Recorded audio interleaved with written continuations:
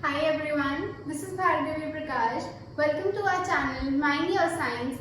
हम पढ़ रहे थे साथ में लास्ट चैप्टर फर्स्ट यूनिट का जिसका नाम था कैपेसिटेंस। तो आज का जो हमारा टॉपिक है उसका नाम है इलेक्ट्रोस्टैटिक शील्डिंग। इलेक्ट्रोस्टैटिक का मतलब क्लियर है, चार्ज एट रेस्ट, और शील्डिंग का मतलब क्या होता है, प्रोटेक्ट करना। ठीक है, शील्ड का मतलब जैसे हम लोग शील्ड बोलते हैं ना, तो शील्ड का मतलब क्या होता है कि हम किसी चीज को प्रोटेक्ट करने की कोशिश कर रहे हैं। तो इसका जो फिनोमेना है of protecting a certain region of space from external electric field, इसी को हम क्या बोलते हैं, इलेक्ट्रोस्टैटिक शील्डिंग। क्या मतलब हुआ इसका, वो फिनोमेना जिसकी मदद से हम किसी चीज को प्रिवेंट कर सकते हैं, किससे, एक्सटर्नल इलेक्ट्रिक फील्ड से। अब प्रोटेक्ट कैसे करेंगे, कल हमने पढ़ा था, अगर मेरे पास कोई कंडक्टर है, ठीक है, कैसा कंडक्टर है ये, हॉलो कंडक्टर है, और मैं इसे एक्सटर्नल इलेक्ट्रिक फील्ड में रख दूं, तो इसके अंदर की जो इलेक्ट्रिक फील्ड होगी, मतलब कंडक्टर के अंदर जो इलेक्ट्रिक फील्ड होती है वो कितनी होती है, जीरो होती है। कल हमने सबसे पहला पॉइंट यही पढ़ा था, और दूसरा पॉइंट क्या पढ़ा था कि इसके अंदर जो चार्ज होता है वो भी जीरो होता है, यानी कि कंडक्टर के अंदर का जो स्पेस है वहां पर इलेक्ट्रिक फील्ड नहीं प्रेजेंट होती है, सिर्फ बाहर बाहर होती है। तो कैसे प्रोटेक्ट करोगे, अगर आपको किसी इंस्ट्रूमेंट को या कोई भी डिवाइस जो इलेक्ट्रिक फील्ड के लिए सेंसिटिव है, क्या मतलब हुआ इसका कि अगर हमारे पास कोई इंस्ट्रूमेंट है जो एक्सटर्नल इलेक्ट्रिक फील्ड के इफेक्ट में खराब हो सकता है, तो उससे प्रोटेक्ट करने के लिए हम क्या करेंगे, उस डिवाइस को उठा के इस रीजन में रख देंगे, मतलब हॉलो कंडक्टर के अंदर उसे प्लेस कर देंगे, तो उस पर इलेक्ट्रिक फील्ड का इफेक्ट नहीं आएगा। क्यों, क्योंकि electric field inside the conductor is zero, और चार्ज भी इनसाइड द कंडक्टर क्या होता है, जीरो होता है। इसकी एक प्रैक्टिकल एप्लीकेशन है, अगर कहीं बाहर लाइटनिंग हो रही हो, मतलब जो बिजली कड़कती है उसे हम लाइटनिंग बोलते हैं, तो अगर ऐसा कुछ केस हो रहा हो तो आप अपनी गाड़ी के अंदर जाके बैठ जाएंगे, तो आपकी गाड़ी कैसी है, मेटालिक होती है, ऐसे करके आपकी कोई गाड़ी है, तो इसका जो बाहर का कवर है वो कैसा होता है, मेटालिक होता है, और अंदर से गाड़ी क्या होती है, हॉलो होती है। तो अगर आप इसके अंदर जाके बैठ जाओगे तो ये क्या करेगा, आपको शील्ड करेगा, यानी कि प्रोटेक्ट करेगा, किससे, एक्सटर्नल इलेक्ट्रिक फील्ड या फिर लाइटनिंग से। तो आप इसके अंदर क्या हो, एकदम सेफ हो, आपके ऊपर बिजली नहीं गिरेगी। ठीक है, तो ये है हमारा फिनोमेना इलेक्ट्रोस्टैटिक शील्डिंग का। किसके लिए यूज करते हैं, सेंसिटिव इंस्ट्रूमेंट्स के लिए, जिन्हें हम यूज करते हैं अपनी लेबोरेटरीज में, या फिर इसका एग्जाम्पल गाड़ी हो सकती है या फिर हमारी बस हो सकती है। इसका यूज हम कब कर सकते हैं, जब लाइटनिंग जैसा कोई केस हो। अब चलते हैं हमारे नेक्स्ट टॉपिक पे।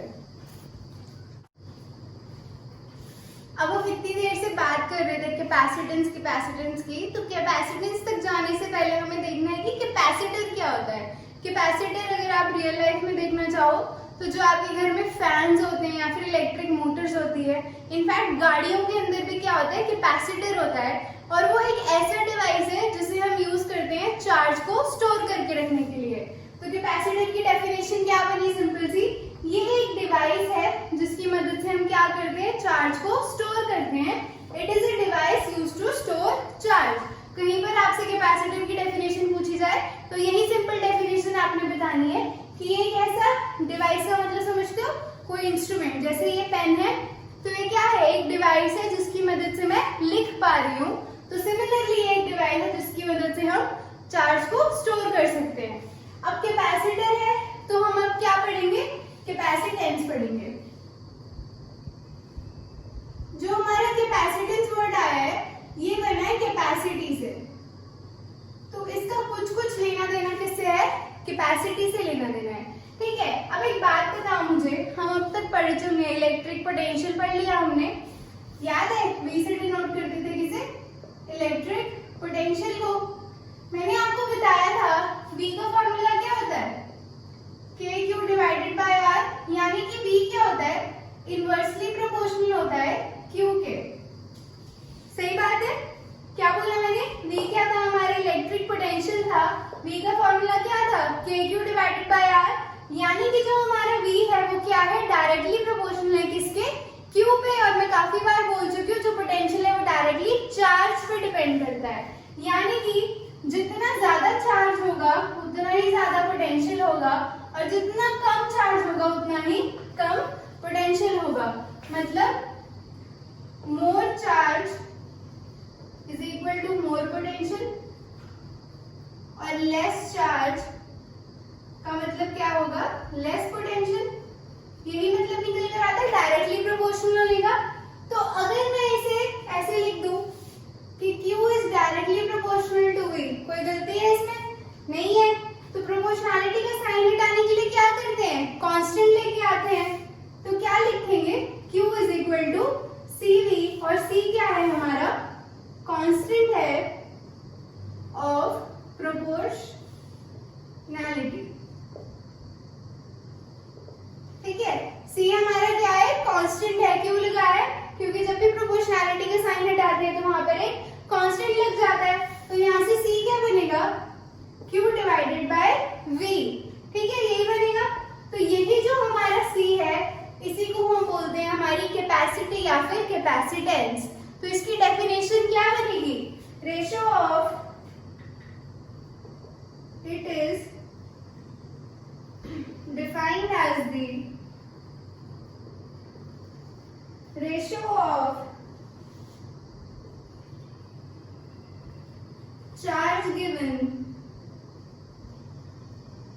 to the conductor to the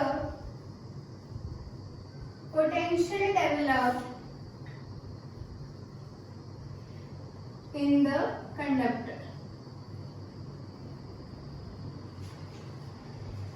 ये डेफिनेशन खुद से भी बना सकते हो। हमने किसकी डेफिनेशन लिखी है, ये कैपेसिटेंस की डेफिनेशन चल रही है। ठीक है, क्या डेफिनेशन निकल कर आई, खुद भी बना सकते हो, सिंपल सी है। किसका रेशियो है ये, चार्ज स्टोर्ड। क्यों क्या है हमारा, चार्ज स्टोर्ड, और इसी चार्ज की वजह से जो हमें पोटेंशियल मिल रहा है वो है हमारा V। तो क्या डेफिनेशन बनी, it is defined as the ratio of charge given to the conductor. ये हमने चार्ज गिवन था या चार्ज स्टोर्ड, गिवन लिख लो या स्टोर्ड लिख लो, एक ही बात है। Charge given to the conductor to the potential developed in the conductor. यानी कि जो हमने उसे चार्ज दिया है उसकी वजह से कितना पोटेंशियल उसमें आया है, उसके रेशियो को हम क्या बोलते हैं, कैपेसिटेंस बोलते हैं। क्लियर है डेफिनेशन, याद रहेगी। इसमें क्या याद रखना है कि Q क्या था, डायरेक्टली प्रोपोर्शनल टू V था। उससे हमने क्या किया, प्रोपोर्शनैलिटी का साइन हटा के वहां C लगा दिया। तो C की वैल्यू में क्या मिल गई, Q डिवाइडेड बाय V मिल गई। तो डेफिनेशन क्या बनी, it is the charge given to the conductor divided by the potential developed in the conductor. यही बनी है हमारी डेफिनेशन। इसको किसी भी वे में लिख लो, बस इससे रिलेटेड होना चाहिए। ठीक है, तो ये कर लिया हमने कैपेसिटर और कैपेसिटेंस। थोड़ा आगे चलते हैं। ये था हमारा formula, C is equal to Q by V। Clear है ये? तो ऐसा यूनिट क्या होगी कैपेसिटेंस की, ये आपको याद रखनी है, 1 फैरेड। 1 फैरेड क्या है, इसको स्टार लगा के लिख लो। ये यूनिट्स है कैपेसिटेंस की। यानी कि ये जो C है ये क्या है हमारा, 1 फैरेड है, और ये हमारा 1 कूलम अपॉन में 1 वोल्ट। तो अगर आप इसे डिफाइन करना चाहो तो कैसे डिफाइन करेंगे, कैपेसिटी ऑफ अ कंडक्टर। ये कैपेसिटी से वर्ड आया तो कैपेसिटेंस को मैं कैपेसिटी बोल रही हूँ, आप चाहो तो कैपेसिटेंस भी लिख सकते हो, दोनों का एक ही मतलब है। क्लियर है? Capacity of a conductor is said to be 1 farad when a charge of 1 coulomb raises its potential by 1 volt। कैसे याद रखेंगे इसे, यहाँ से ये फॉर्मूला, बस ये फॉर्मूला याद रखना है यार, ये इंपॉर्टेंट है इसमें। ठीक है, इसको भी याद रखना नहीं है, बस Q is directly proportional to V याद रखना है, वहीं से C is equal to Q by V आ जाएगा। ठीक है, इसकी यूनिट्स क्या याद रखनी है, 1 फैरेड, इसे भूलना नहीं है। ठीक है, क्या है, 1 फैरेड। तो इससे डेफिनेशन कैसे बनेगी, 1 फैरेड क्या है हमारी,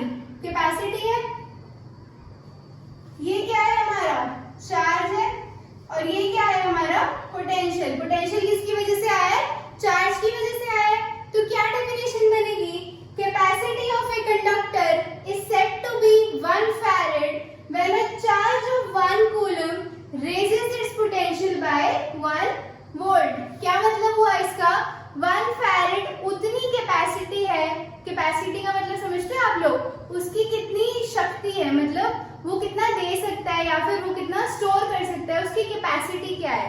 जैसे हम कहते हैं ना कि ये ग्लास है तो इसकी कैपेसिटी 1 लीटर है, या कोई कोल्ड ड्रिंक की बोतल है तो वो क्या होती है, उसकी कैपेसिटी होती है। वही कैपेसिटी यहाँ पर भी है, कुछ अलग नहीं है, ठीक है। तो क्या कह रहे हैं हम, कंडक्टर की कैपेसिटी 1 फैरेड कब होती है, तब होती है जब हम क्या कर रहे हैं, 1 कूलम का चार्ज किसी बॉडी को दे रहे हैं और उसका जो पोटेंशियल है वो कितना बढ़ रहा है, 1 वोल्ट बढ़ रहा है। तो ये थी डेफिनेशन हमारी। हमने क्या करा, SI यूनिट ऑफ कैपेसिटेंस निकाली और उसे डिफाइन कर दिया। अब अगला हमारा जो टॉपिक है, हमें क्या करना है, स्फेरिकल आइसोलेटेड शेल के लिए डेरिवेशन का फॉर्मूला निकालना है।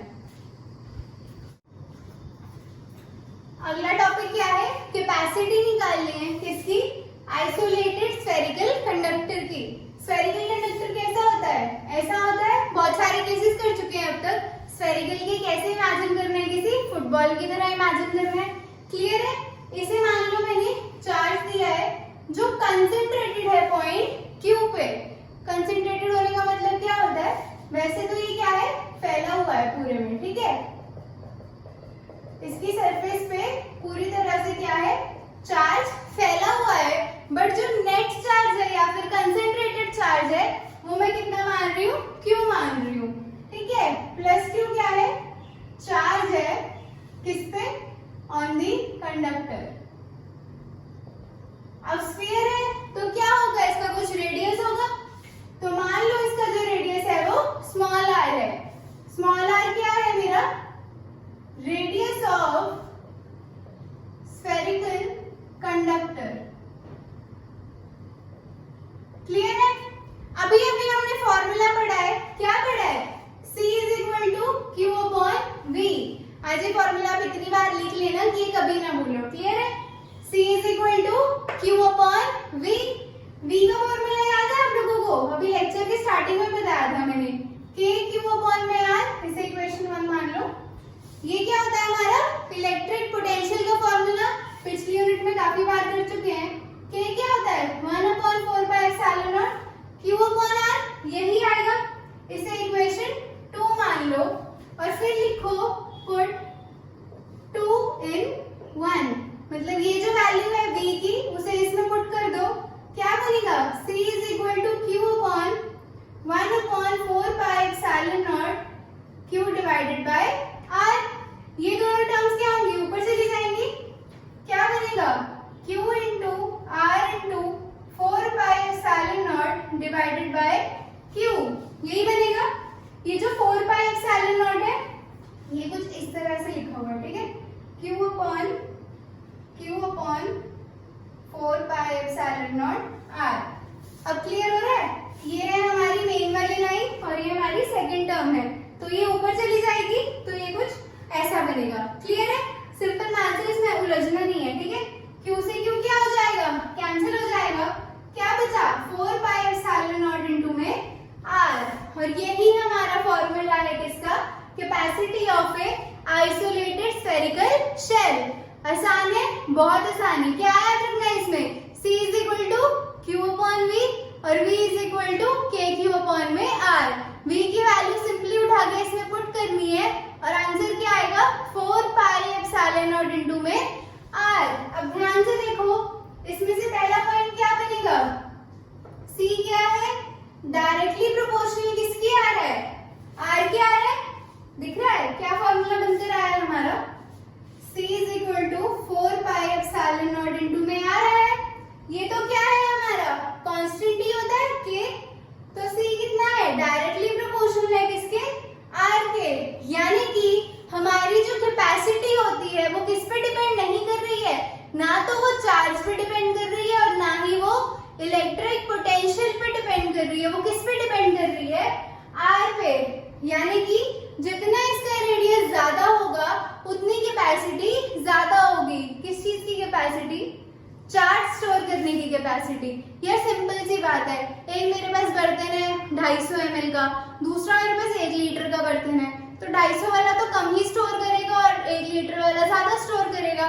तो जितना बड़ा साइज होगा उतनी ज्यादा क्या होगी, कैपेसिटी होगी। बस अपना ये एग्जांपल याद रख लेना, एक 250 वाला और एक 1 लीटर वाला खुद याद आ जाएगा कि कैसे डायरेक्टली प्रोपोर्शनल टू R था।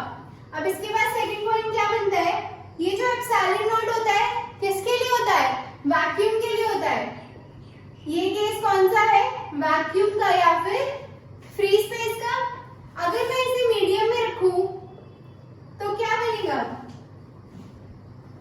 मीडियम में रखने से क्या बन जाएगा, ये Cm लिख सकते हैं, कैपेसिटी फॉर मीडियम।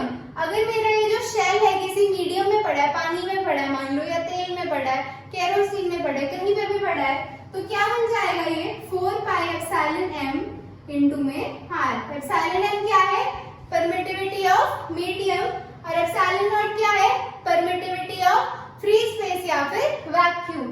तो ये थी हमारी डेरिवेशन किसके लिए, capacity of an isolated spherical conductor. अगले टॉपिक पे चले। यार एक बात बताओ मेरे को, हमारा अर्थ कैसा होता है, स्फेरिकल होता है, और अर्थ क्या है, एक कंडक्टिंग बॉडी है। तभी हम एक प्रोसेस करते हैं जिसे हम अर्थिंग बोलते हैं, वो हम तभी कर पाते हैं जब हम क्या मानते हैं कि हमारा जो अर्थ है वो क्या है, कंडक्टर की तरह बिहेव कर रहा है। तो इसका मतलब क्या हुआ, अगर अर्थ एक कंडक्टर है तो वो कंडक्टर के सारे प्रिंसिपल्स को क्या करेगा, फॉलो करेगा। मतलब अर्थ हमने क्या मान लिया, एक कंडक्टर मान लिया नहीं, होता है कंडक्टर, ठीक है। तो हम क्या कर सकते हैं, अर्थ की भी कैपेसिटी निकाल सकते हैं, यानी कि अर्थ को हम कैसे कंसीडर कर रहे हैं, as a device to store charge. और डिवाइस टू स्टोर चार्ज क्या होता है, हमारा कैपेसिटर होता है। तो अर्थ को कैसे कंसीडर कर रहे हैं हम, कैपेसिटर की तरह। अब अर्थ हमारा कुछ ऐसा ही होता है, स्फीयर जैसे। क्या बनाया मैंने, अर्थ बनाया है। तो मुझे क्या पता होना चाहिए, अर्थ की रेडियस पता होनी चाहिए। कितनी होती है, 6400 किलोमीटर होती है, ठीक है। कितनी होती है, 6400 किलोमीटर होती है। कैपेसिटेंस का फॉर्मूला क्या पढ़ा हमने, 4 पाई एप्सिलॉन नॉट इनटू में r। अब ये जो r होता है हमारा, रेडियस जो होता है वो क्या है हमारा, मीटर में होता है। ये किसमें है, किलोमीटर में। तो r को क्या करना पड़ेगा, मीटर में कन्वर्ट करना पड़ेगा। क्या करेंगे,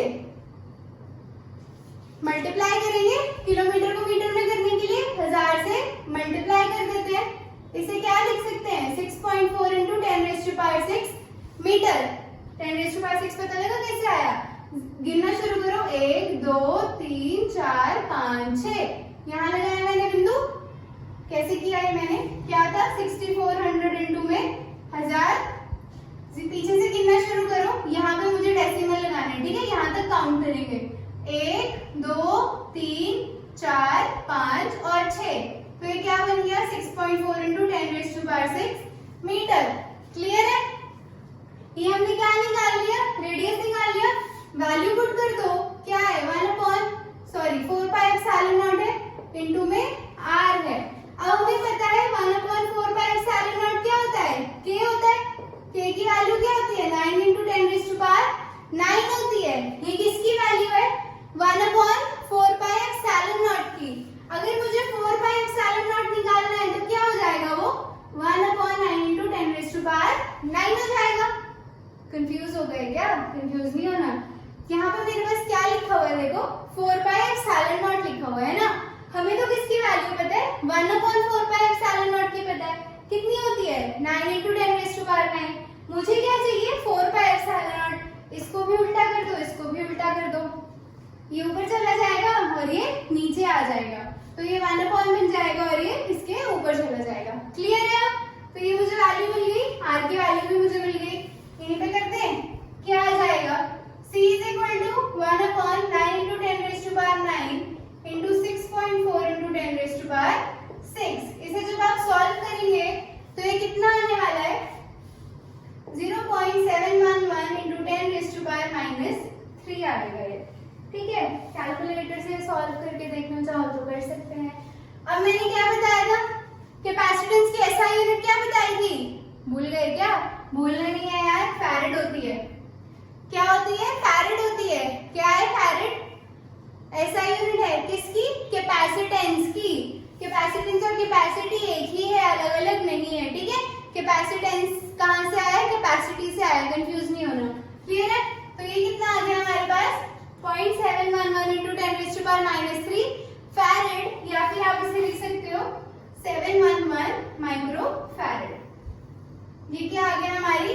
कैपेसिटी आ गई किसकी, अर्थ की। अब कैपेसिटी की डेफिनेशन याद है, 1 फैरेड क्या होता था, it is the amount 1 farad is the capacity of a conductor in which when 1 coulomb of charge is given to a body it raises its potential by 1 volt। तो यहाँ पे वही जो हमारी कैपेसिटी है कितनी है, 711 माइक्रोफैरेड के इक्वल आई है। ये बहुत ही कम है। क्यों कम है, कितनी बनेगी ये, 711 into 10⁻⁻6 फैरेड बनेगी।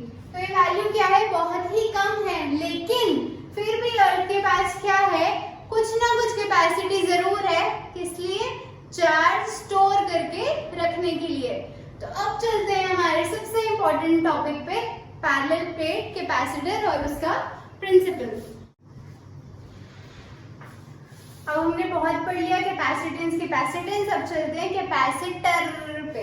कैपेसिटर क्या है, भूल गए, डिवाइस है किस लिए, चार्ज स्टोर करने के लिए। ठीक है, कैपेसिटर क्या है, device to store the charge. अब कैपेसिटर दिखता कैसे है, तो कैपेसिटर में कुछ नहीं है, हमने ना एक टॉपिक पढ़ा था, charging by induction, last chapter में भी यूज हुआ है, ये पढ़ा हमने फर्स्ट चैप्टर में था। याद है क्या करते थे, चार्जिंग बाय इंडक्शन वो प्रोसेस होता था जिसमें हम बिना कांटेक्ट में किसी बॉडी को लाए क्या कर देते थे, उसे चार्ज कर देते थे। तो इसी प्रिंसिपल को आज हम यूज करने वाले हैं। ठीक है, देखा मैंने कहा था ना, फिजिक्स में कुछ भी बिना मतलब के नहीं होता, सब कुछ कहीं ना कहीं अप्लाई जरूर होता है।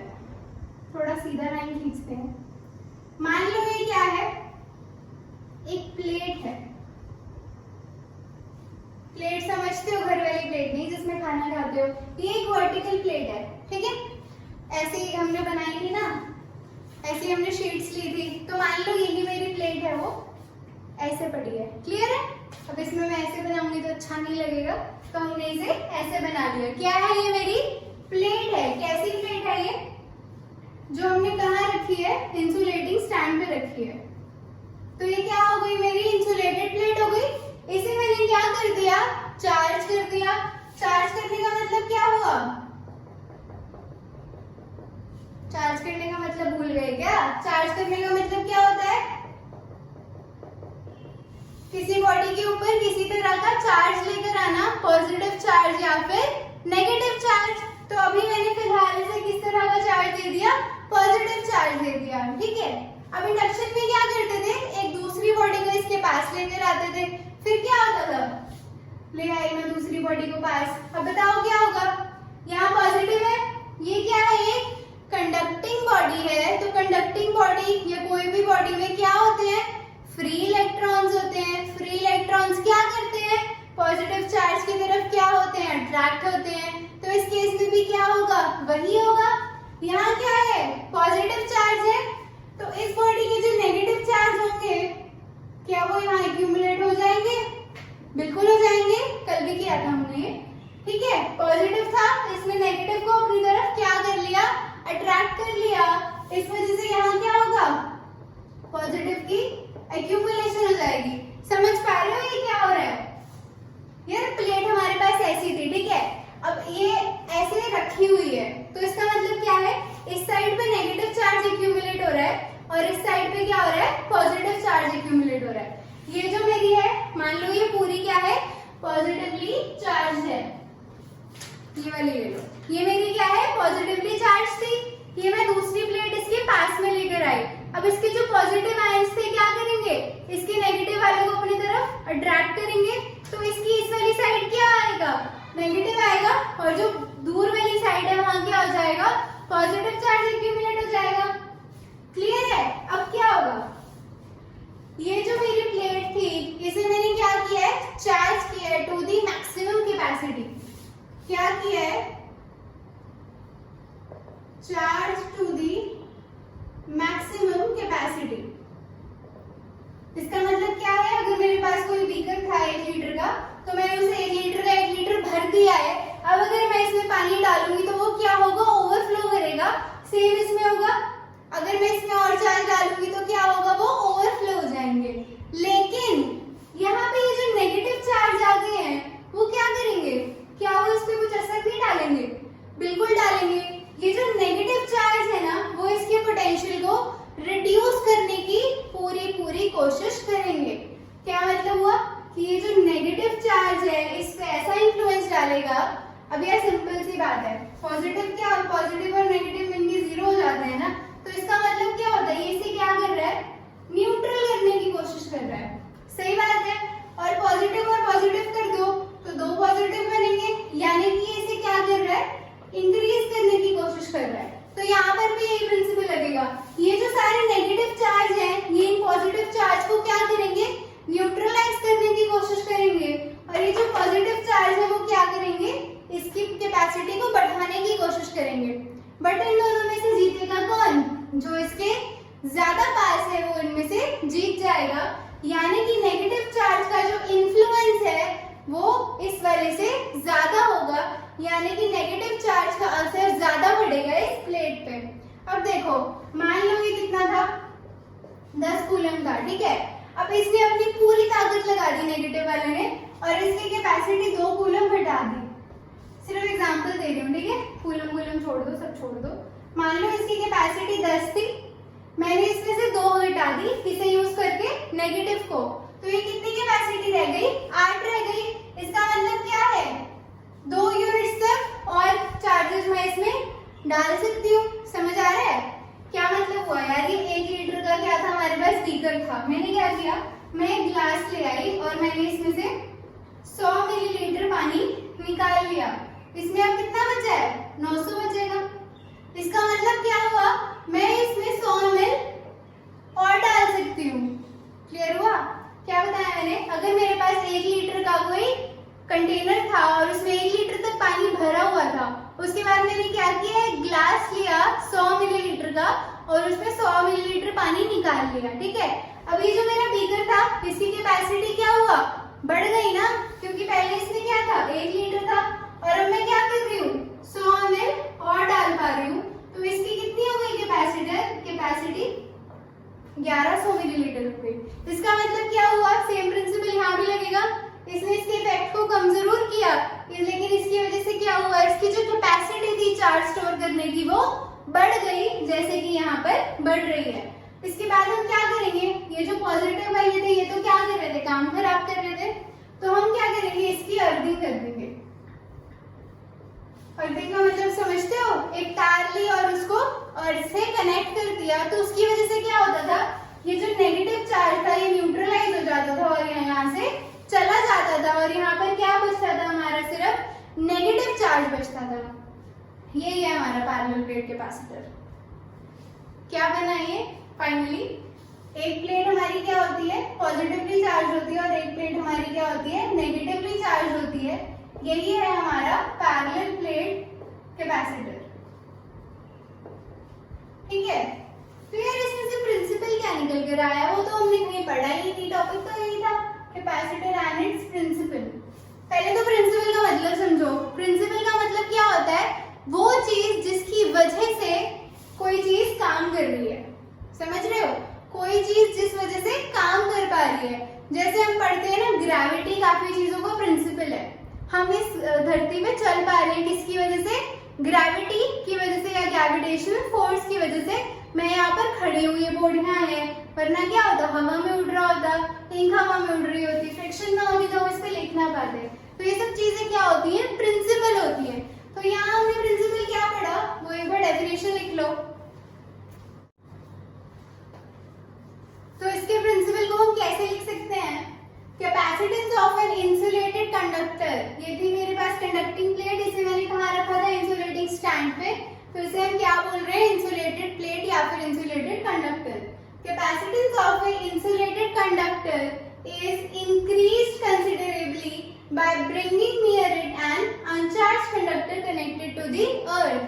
क्या किया था हमने, ये मेरे पास क्या था, एक इंसुलेटेड कंडक्टर था जिसे मैंने क्या किया था, पॉजिटिवली चार्ज कर दिया था, और इसके पास में किसे लेकर आई थी, ये दूसरी वाली प्लेट को, जो क्या था, अनचार्ज था।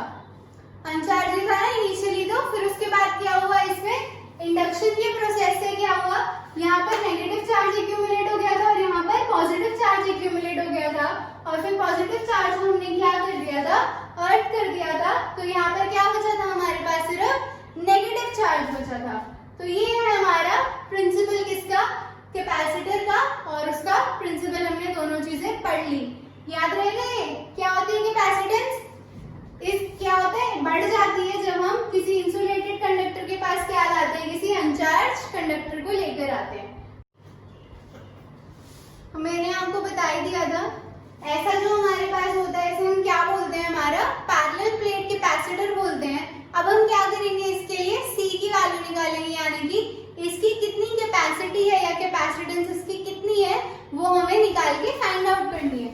तो क्या किया मैंने, ये मेरे पास कहीं था कंडक्टर, जैसे हमने क्या किया हुआ, इंसुलेट किया हुआ। ये मेरा क्या है, इंसुलेटेड कंडक्टर है। ये मेरे पास क्या है, अनचार्ज वाला, जिसे मैंने क्या कर दिया, अर्थ कर दिया। यहाँ पॉजिटिव होगा, यहाँ नेगेटिव होगा, इसका पॉजिटिव क्या कर दिया है, अर्थ कर दिया है। अब क्या है, पॉजिटिव और नेगेटिव चार्ज है, तो क्या होगी, इलेक्ट्रिक फील्ड भी होगी। तो उसकी डायरेक्शन क्या होगी, पॉजिटिव से नेगेटिव। तो ई नॉट मेरा क्या है, इलेक्ट्रिक फील्ड है। क्लियर है? और ये जो मेरे पास दोनों प्लेट्स हैं, इनका एरिया क्या है, ए है। ये प्लेट्स ऐसे हैं, हमने ऐसे बनाई हुई है। क्लियर है? क्योंकि 2D में मैंने ऐसे ही ड्रॉ करते हैं। तो प्लेट का जो एरिया है वो क्या है, ए है, और डी क्या है, सेपरेशन डिस्टेंस है। मतलब इन दोनों प्लेट्स की जो दूरी है उसे हम क्या बोल रहे हैं, डी बोल रहे हैं। अब हमारे पास क्या फॉर्मूला है वापस से, C is equal to Q upon V। ये फॉर्मूला हर जगह काम आएगा, इसे याद कर लो अच्छे से। क्लियर है? इसके बाद हम पढ़ते आ रहे हैं पिछले चैप्टर से एक टर्म, जिसे हम क्या बोल रहे हैं, सरफेस चार्ज डेंसिटी। क्या होती है, सिग्मा होती है, और आगे क्या होती है, Q अपॉन में A होती है। तो इसके लिए भी क्या होगा, यहाँ क्या होगा, प्लस सिग्मा, और यहाँ पर क्या होगा, माइनस सिग्मा होगा, क्योंकि सिग्मा का साइन किस पर डिपेंड करता है, चार्ज पे। यहाँ क्या है, पॉजिटिव चार्ज, और यहाँ क्या है, नेगेटिव चार्ज है। तो इसके लिए क्या होगी, प्लस सिग्मा, और इसके लिए माइनस सिग्मा होगी। यहाँ से Q की वैल्यू निकाल सकते हो, सिग्मा इंटू ए, क्या किया, क्रॉस मल्टीप्लाई किया सिंपली। सिग्मा क्या है, Q अपॉन ए है, तो यहाँ से Q की वैल्यू निकालने के लिए क्या हो जाएगा, सिग्मा इंटू ए मेरा आ जाएगा Q के इक्वल। तो फ्रॉम 1 and 2 इसमें क्या कर दो, Q की वैल्यू रख दो simply. C is equal to क्या हो जाएगा, सिग्मा ए अपॉन में V हो जाएगा। क्या हो जाएगा, सिग्मा ए अपॉन में V। अब इसमें कौन सी वैल्यू है जिसका हमें पता नहीं है, ये जो हमारे पास V है ना, इसकी वैल्यू हमें नहीं पता, बट हमें किसकी वैल्यू पता है, इलेक्ट्रिक फील्ड की वैल्यू पता है। तो हम क्या करेंगे, इलेक्ट्रिक फील्ड और इलेक्ट्रिक पोटेंशियल के बीच में जो हमारे पास रिलेशनशिप है उसे यूज करेंगे। हमने पढ़ा हुआ है क्या, E is equal to minus dV by dr। ये मैंने आपको न्यूमेरिकल्स में भी यूज करवाया था। E क्या होता है, माइनस dV बाय dr होता है। dV क्या है, क्या होता है, पोटेंशियल डिफरेंस होता है। dr क्या होता है, सेपरेशन डिस्टेंस होता है। तो ये जो नेगेटिव साइन है, ये सिंपली क्या इंडिकेट करता है कि इलेक्ट्रिक फील्ड की डायरेक्शन में जो हमारा पोटेंशियल है वो क्या कर रहा है, डिक्रीज कर रहा है। तो नेगेटिव साइन का सिर्फ इतना ही सिग्निफिकेंस है। तो इसे मैं क्या लिख सकती हूँ, E is equal to E by R लिख सकते हैं, बिल्कुल लिख सकते हैं। क्यों, क्योंकि पोटेंशियल ही और डिस्टेंस क्या है, डिस्टेंस ही है, कुछ बदला नहीं है। सिर्फ E को हमने क्या लिख लिया, V बाय R लिख लिया। तो यहाँ से V की वैल्यू क्या आ गई, E इंटू में R आ गई। अब यहाँ पर E हमारे पास क्या है, E नॉट है, और सेपरेशन डिस्टेंस हमने कितना लिया हुआ है, D लिया हुआ है। तो हमारे पास V की वैल्यू क्या आ गई, E नॉट इंटू में D आ गई। इसकी वैल्यू हम यहाँ पुट कर सकते हैं, कहाँ पर, यहाँ पर। ये हमारी इक्वेशन 3 है। क्लियर है? उसके बाद ये वाला स्टेप है, ये हमारी इक्वेशन 1 है, ये 2 है, ये 3 है, इसे 4 लिख लो। क्लियर है? अब क्या करेंगे, कर देते हैं, चलो क्या बन जाएगा ये, C is equal to sigma A upon में E नॉट इंटू डी, यही बनेगा। अब ये थोड़ा सा याद करो, हमने ना ये केस पढ़ा था, कौन से वाला, ऐसे शीट्स थी हमारे पास, है ना, एक पॉजिटिवली चार्ज थी और एक नेगेटिवली चार्ज थी। स्पेशल केस में कराया था मैंने आपको, जब हमारे पास क्या हो, दो इनफाइनाइट शीट्स हो, ठीक है। इसमें ये रीजन 1 होता था, ये रीजन 2 होता था, और ये रीजन 3 होता था। रीजन 1 में जो हमारी इलेक्ट्रिक फील्ड होती थी वो 0 होती थी, रीजन 3 में भी 0 आ रही थी, और रीजन 2 में कितनी आ रही थी? याद है या भूल गए? ये आ रही थी सिग्मा अपॉन में एप्सिलॉन नॉट। तो अब ध्यान से देखो जरा, ये जो शीट ऑफ चार्ज है क्या ये इनसे मिल नहीं रही? ऐसे ही करा था ना मैंने आपको। ये थी हमारी वो दो शीट ऑफ चार्ज ऐसे रखी हुई थी। हमने क्या किया था? 3 रीजन बनाए थे। पहला रीजन ये वाला था, दूसरा बीच वाला और तीसरा ये वाला। ये शीट्स हमने कैसे रखी थी? ऐसे होती है। तो यहाँ पर भी तो वही सेम केस बन रहा है। इधर वाला हमारा क्या है? पहला रीजन, बीच वाला सेकंड और इधर वाला थर्ड रीजन। तो यहाँ पर इलेक्ट्रिक फील्ड की वैल्यू कितनी आ जाएगी? ये जो मैंने E नॉट लिखा है वो कितना आ गया मेरे पास? सिग्मा अपॉन में एप्सिलॉन नॉट। तो सिग्मा की वैल्यू इसमें क्या कर सकते हो? सब्स्टिट्यूट कर सकते हो। तो कितना आ जाएगा? ऊपर कर लेते हैं।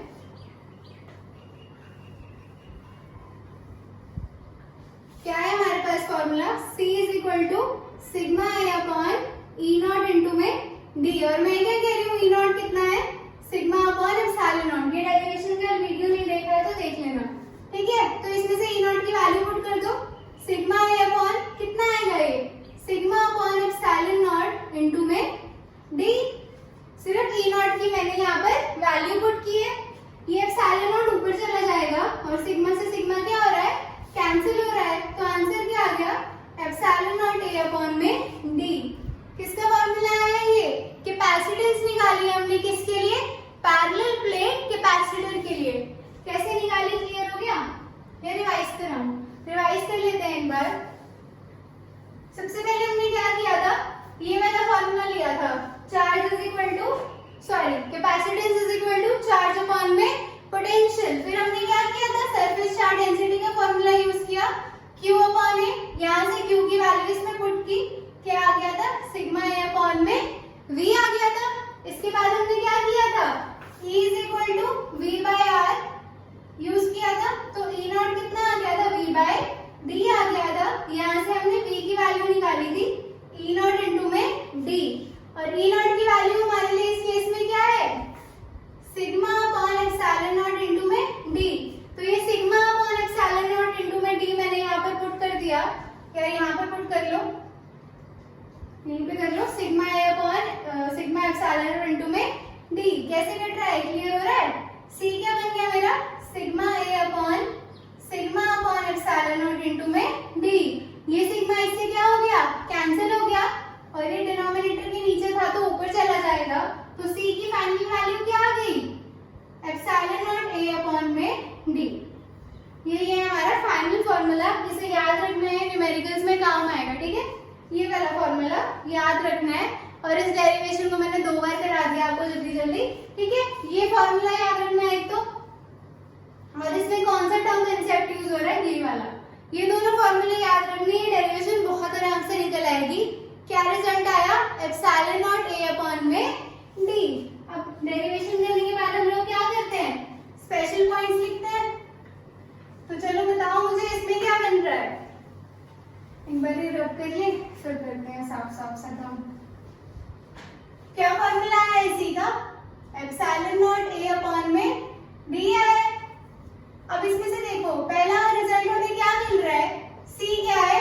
डायरेक्टली प्रोपोर्शनल है A के। C क्या है? डायरेक्टली प्रोपोर्शनल है A के। ये मैं आपको पहले ही बता चुकी हूँ। 250 ml का बर्तन है और एक 1 लीटर का है।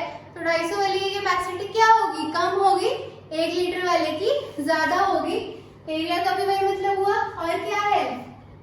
C क्या आ रहा है? इनवर्सली प्रोपोर्शनल आ रहा है किसके? D के।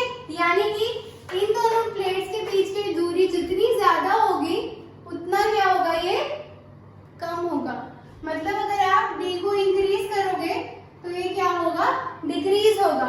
D को बढ़ाने से मतलब अगर इतनी दूरी पे रखे हैं तो हमारी कैपेसिटेंस क्या होगी? डिक्रीज हो जाएगी। क्यों? क्योंकि नेगेटिव का इफेक्ट कम हो जाएगा। इफेक्ट कम होने का मतलब क्या हुआ? कैपेसिटी कम हो जाएगी। अब देखो थर्ड पॉइंट, ये तो हमने किसके लिए निकाला है? वैक्यूम के लिए। ये एप्सिलॉन नॉट किसके लिए होता है? वैक्यूम के लिए होता है। अगर कोई मीडियम में है तो क्या होगा? Cm निकालेंगे, क्या आ जाएगा? अपॉन में डी। एप्सिलॉन एम क्या है? परमिटिविटी ऑफ मीडियम है। अब क्या हमने एक टर्म पढ़ा था, डाइलेक्ट्रिक कांस्टेंट। कहाँ पढ़ा था यार? इसी यूनिट में पढ़ा था, किसी चैप्टर में है ना, के होता था। के फर्दर को क्या लिखते थे हम लोग, याद है कुछ? एप्सिलॉन एम अपॉन में एप्सिलॉन नॉट। ये होता था हमारा डाइलेक्ट्रिक कांस्टेंट। ये हमने गॉस थ्योरम में भी यूज किया है, इसे भूलना नहीं है, बहुत इंपॉर्टेंट है, ठीक है। के क्या होता है हमारा? Epsilon M upon epsilon naught. ये क्या है? परमिटिविटी ऑफ मीडियम है, और ये क्या है? परमिटिविटी ऑफ फ्री स्पेस है। यहाँ से एप्सिलॉन एम निकाल सकते हो, क्या आ जाएगा? के इनटू में एप्सिलॉन नॉट। एप्सिलॉन एम निकालने के लिए क्या करोगे? सिंपली क्रॉस मल्टीप्लाई कर दोगे, यहाँ पे वैल्यू पुट करो, क्या आ जाएगा? सीएम हमारा। एप्सिलॉन एम क्या है? के एप्सिलॉन नॉट ए अपॉन में डी। तो मीडियम के लिए इन टर्म्स ऑफ वैक्यूम हम क्या कर सकते हैं? ये फॉर्मूला निकाल सकते हैं। सीएम क्या आ गया हमारा? के एप्सिलॉन नॉट ए अपॉन में डी। अभी एप्सिलॉन नॉट ए अपॉन में डी क्या है? सी के इक्वल है, तो ये क्या बन गया? के इनटू में सी बन रहा है। Epsilon not a upon D क्या है? सी है। Epsilon not a upon D क्या है? सी है। यहाँ से के निकाल सकते हो, क्या आ जाएगा? इधर चला जाएगा, सीएम अपॉन सी। हमें क्या मिल गया? के की एक और वैल्यू मिल गई, और इसे हम क्या बोलते हैं? रिलेटिव परमिटिविटी और डाइलेक्ट्रिक कांस्टेंट। पढ़ा था ये हमने पहले भी। तो यहाँ से हमें डेफिनेशन मिल रही है किसकी? के की। लिख लें, क्या बनेगी? सरक कर देते हैं, थोड़ा डेफिनेशन बनाने की ट्राई करो तब तक। क्या बनेगा? के क्या आ रहा है? इसको क्या लिख सकते हैं? Epsilon R. एप्सिलॉन आर क्या होता है? रिलेटिव परमिटिविटी को हम किससे डिनोट करते थे? एप्सिलॉन आर से डिनोट करते थे। ये क्या है हमारी? Capacitance with medium in between the plates. Cn क्या है मेरा? कैपेसिटेंस कौन से वाली? जब मीडियम है बिटवीन द प्लेट्स। और मेरा वैक्यूम वाला क्या बनेगा? Capacitance with vacuum in between the plates. तो क्या डेफिनेशन लिख सकते हैं हम लोग? It is the ratio of capacitance of a capacitor with dielectric in between the plates to the capacitance of the same capacitor with vacuum or air between the plates। तो ये हमने क्या कर लिया? एक और टॉपिक कर लिया। ये हमारे टॉपिक का नाम है, ये हमारे टॉपिक की डेफिनेशन है, ये हमारा टॉपिक कैसे आया वो मैंने बता दिया। तो आज हमने काफी सारे टॉपिक्स एक साथ कवर कर लिए। अगर आपको लग रहा है कि स्पीड थोड़ी ज्यादा हो रही है तो कमेंट करके बता जरूर देना, और लगे कि अभी भी धीरे चल रहा है तो बता देना कि और तेज करा दो। बाकी मैं पूरी ट्राई करूंगी कि आप लोगों का सिलेबस जल्द से जल्द कवर करा दूं।